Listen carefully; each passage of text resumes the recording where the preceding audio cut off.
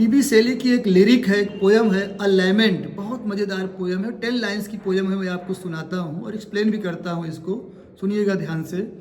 O world, O life, O time, on whose last steps I climb. O world, O life, O time, on whose last steps I climb, trembling at that where I had stood before, trembling at that where I had stood before. When will return the glory of your prime? No more, oh, never more. Out of the day and night, a joy has taken flight. Out of the day and night, a joy has taken flight. Fresh spring and summer and winter hoar. Fresh spring and summer and winter hoar. Move my faint heart with grief. Move my faint heart with grief, but with delight. No more, oh, never more. No more, oh, never more. तो ये 10 lines की जो poem है, ये इसकी जो शुरुआती दो लाइन्स हैं, ये जूलियस सीजर से ली गई हैं। O word, O life, O time, on whose last steps I climb. Brutus बोल रहे हैं जूलियस सीजर, ब्रूटस की स्पीच से ली गई है। पहली लाइन में एपॉस्ट्रॉफी भी मिलेगा आपको, O word, O life, O time. और इसको मैं एक्सप्लेन करता हूँ ब्रीफ में आपको।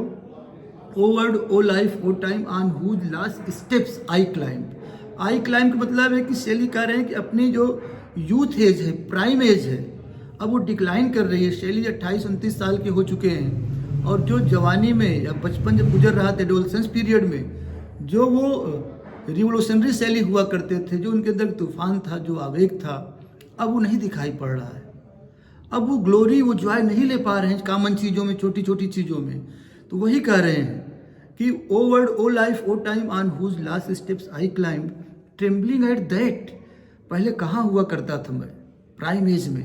Trembling at that where I had stood before. पहले ग्लोरी, जॉय छोटी छोटी चीज़ों में मिलता था। Trembling at that where I had stood before. When will return the glory of your prime. वो ग्लोरी, वो जॉय फिर से लौट कर कब आएगा, कब? प्राइम एज का, जब यूथ में और एडोलसेंस पीरियड में छोटी छोटी चीज़ों में गहरा आनंद मिलता था, अब वो नहीं मिल रहा है। वो लौट कर कब आएगा? When will return the glory of your prime? No more, लौट कर नहीं आएगा। वो नेवर मोर, कभी भी लौट कर नहीं आएगा, कभी भी लौट कर नहीं आएगा। कुछ लोग कहते हैं कि शैली ने अपनी डेथ को कहीं ना कहीं से फील कर लिया था, इस वजह से इस पोएम को लिखा है। लेकिन वो सेकेंडरी चीज़ है। जो सबसे महत्वपूर्ण चीज़ है कि अपनी प्राइम एज जो उनकी डिक्लाइन कर रही है, उनका यूथ, उनका एडोलसेंस पीरियड जो डिक्लाइन कर गया है, वहाँ जो ग्लोरी, जो जॉय मिलता था, अब नहीं ले पा रहे हैं चीज़ों में। इस पर उन्होंने इस पोएम को लिखा। This lament is the faded glory of his youth, Joy, faded Joy of his youth. उस पर उन्होंने पोएम को लिखा है। Out of the day and night Joy has taken flight. दूसरा स्टैंजा देखिएगा, out of the day and night Joy has taken flight. अब वो जॉय कहाँ मिलता है?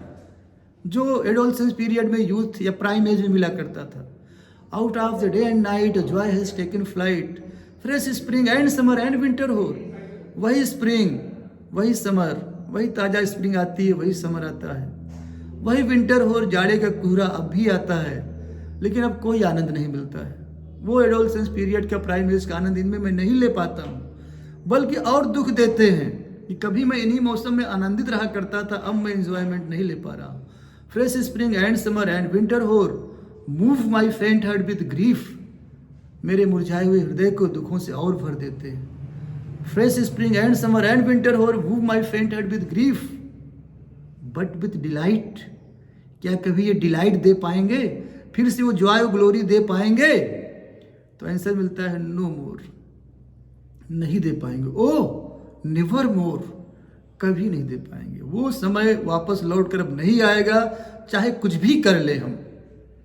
ये दौलत भी ले लो, ये शोहरत भी ले लो, ये दौलत भी ले लो, ये शोहरत भी ले लो, भले छीन लो मुझसे मेरी जवानी, मगर मुझको लौटा दो बचपन का सावन। वो कागज़ की कश्ती, वो बारिश का पानी, वो कागज़ की कश्ती, वो बारिश का पानी।